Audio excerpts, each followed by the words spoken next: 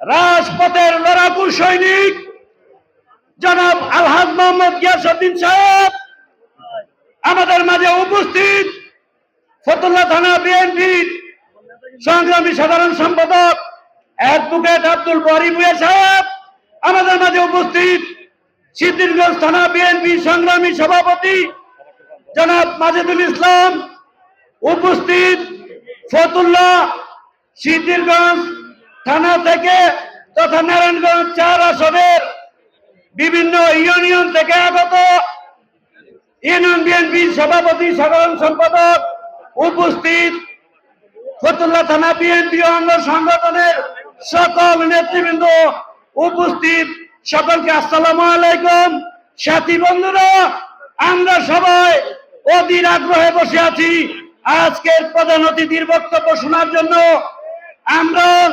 আমি বক্তব্য দীর্ঘায়িত করব না, শুধু একটা কথাই বলবো।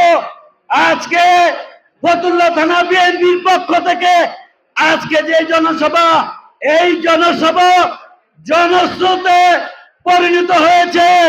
আজকে আপনারা সকলের উদ্দেশ্যে বলতে চাই, আমরা এখানে যারা উপস্থিত হয়েছি তারা বিএনপির একনিষ্ঠ এবং খাঁটি লোক। বিগত 17 বছরে যারা হামলা মামলায় নির্যাতিত হয়েছি তারাই আমরা এখানে উপস্থিত হয়েছি।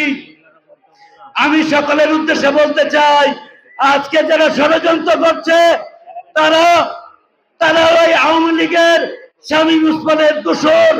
সবাই সজাগ থাকবেন, ওই দোসররা কেউ যাতে মাঠে ময়দানে কোথাও যাতে ষড়যন্ত্র করতে না পারে। সবাইকে শুভেচ্ছা জানিয়ে, ধন্যবাদ জানিয়ে, আমরা গিয়াস ভাইয়ের নির্বাচনী সালাম জানিয়ে আমি আমার বক্তব্য শেষ করছি। খোদা হাফেজ। বাংলাদেশ জিন্দাবাদ। শহীদ রাষ্ট্রপতি অমর হোক। বেগম খালেদা জিয়া জিন্দাবাদ। তারেক রহমান